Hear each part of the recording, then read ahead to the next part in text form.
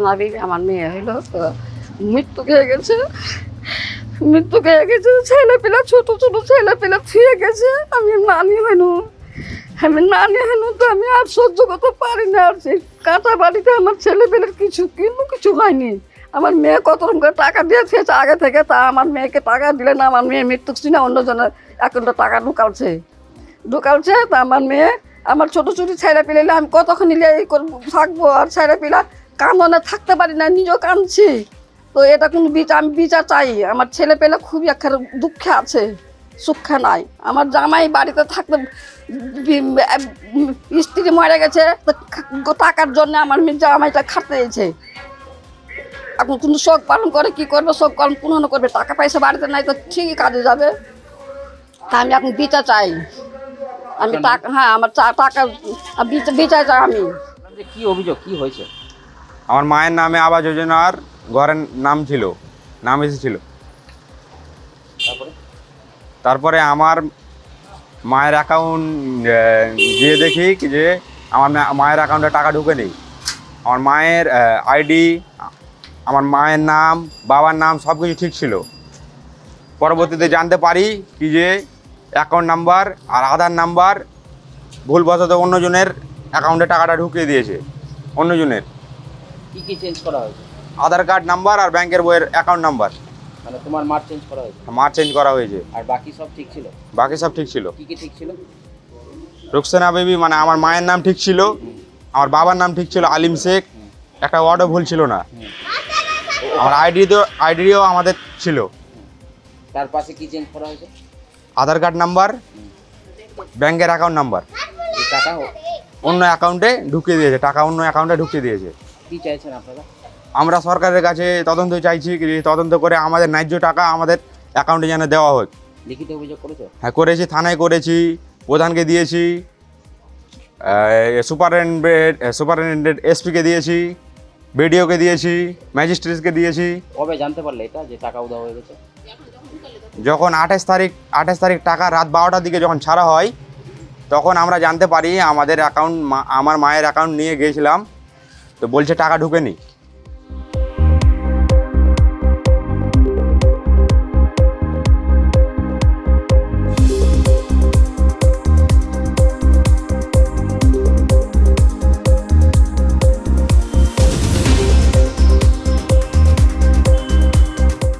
বিষয়টা আমরা জানতে পারি দরখাস্তর মাধ্যমে। যিনি এটা হয়েছে সে প্রধান ম্যাডামকে দরখাস্ত দিয়েছেন। সেই দরখাস্ত ভিত্তিকে আমরা বিডিও স্যারকে জানাই একটা প্রবলেম হয়েছে, সে একজনের টাকা একজনের অ্যাকাউন্টে ঢুকেছে। সেটা বিডিও স্যারকে জানার পরে বিডিও স্যার এসবিআই অ্যাকাউন্টটাকে সিজ করে দেওয়ার কথা বলা হয়েছে এবং সিজ করাও হয়েছে। এখন বিষয়টা ভালোভাবে তদন্ত করে দেখতে হবে। দেখুন, এর আগে এই অঞ্চলে, এই গ্রাম পঞ্চায়েতে ট্যাব দুর্নীতি, কম্পিউটার দুর্নীতি একই সিস্টেমে হয়েছিল। শুধু আধার কার্ড আর সিস্টেম পাল্টিয়ে দিয়ে কোটি কোটি টাকা দুর্নীতি হয়েছিল। কিন্তু দুর্নীতি হলে কি হবে?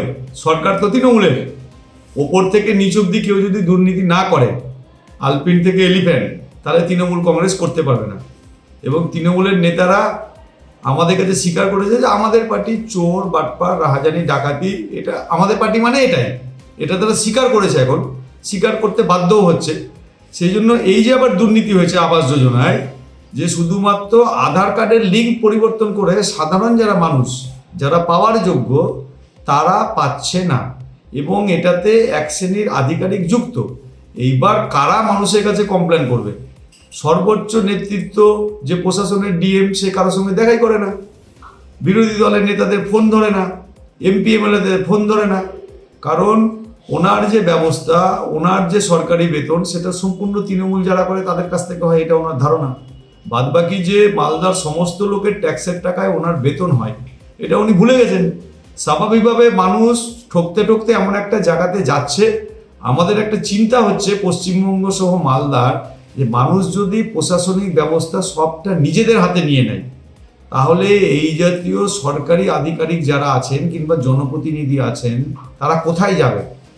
আমাদের একটা আশঙ্কা, কারণ এখনও এই পরিস্থিতি মালদাতে হয়নি, কিন্তু মানুষ যদি কোনো জায়গায় গিয়ে সুরাহা না পায় সর্বোচ্চ নেতৃত্বের কাছে, তাহলে মানুষ তো একসময় মনে এটা করবে। এবং এটা আমাদের ভয় হচ্ছে যে এই জাতীয় কিছু করার আগে প্রশাসন যদি এখনও সতর্ক না হয়, তাহলে তো মালদার পক্ষে খুব দুর্দিন নেমে আসছে। এটা আমরা আপনাদের ক্যামেরার মাধ্যমে চ্যানেলের মাধ্যমে বলতে পারি।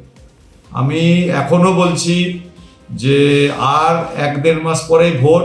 যারা সমস্ত দুর্নীতি করে এখনও গদিতে আছেন, এই 1.5-2 মাস মানুষের যা যা প্রাপ্য সেটা আপনারা মানুষকে পাইয়ে দিন, মানুষকে বঞ্চিত করেন না। এরপরে মানুষ যদি আপনাদের আশীর্বাদ করে তাহলে আপনারা থাকবেন, আশীর্বাদ যদি না করে থাকবেন না। তো আমাদের যেটা ধারণা হয়েছে, পশ্চিমবঙ্গে কোনো মানুষই তৃণমূল সরকারকে রাখার জন্য আর আশীর্বাদ করবে না, এই ব্যাপারে আমরা নিশ্চিত।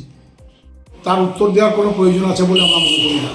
কারণ সারা বাংলায় এই বিজেপি সমস্ত ধরনের টাকাকে ব্লক করে দিয়ে বাংলার মুখ্যমন্ত্রীকে হেয় প্রতিপন্ন করতে চাইছে। এই কেন্দ্রীয় আবাস যোজনার টাকা কেন্দ্র সরকার বন্ধ করে রেখেছে, MGNREGA-এর টাকা কেন্দ্র সরকার বন্ধ করে রেখেছে, PHEর টাকা কেন্দ্র সরকার বন্ধ করে রেখেছে। সর্বস্তরে টাকা আটকে রেখে তাদের মুখে কোনো ধরনের কথা মানায় না। তবে একটা কথা ঠিক, বাংলার মুখ্যমন্ত্রী অত্যন্ত লড়াই করে এই আবাস যোজনার মানুষের কাছে টাকা পৌঁছাচ্ছেন। এই ধরনের কোনো রকম অ্যানামেলি, কোনো ধরনের গরমিল যদি ধরা পড়ে, সর্বোচ্চ লেভেল থেকে এটাই ইনস্ট্রাকশন আছে যে কঠোর থেকে কঠোরতম সাজা তারা প্রাপ্ত হবে।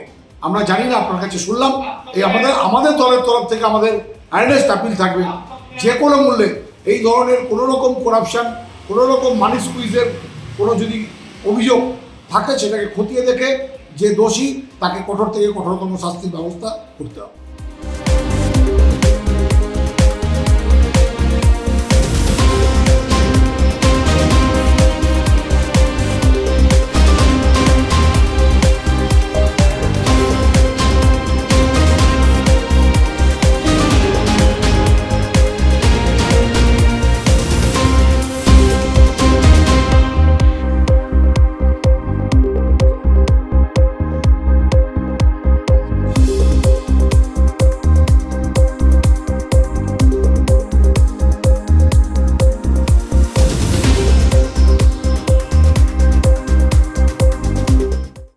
আমাদের ভিডিও ভালো লাগলে লাইক এবং শেয়ার করুন। কমেন্ট সেকশনে গিয়ে জানান আপনাদের মতামত। আরও ভিডিও পেতে আমাদের চ্যানেল সাবস্ক্রাইব করুন এবং প্রতি মুহূর্তে খবরের আপডেট পেতে প্রেস করুন বেল আইকন।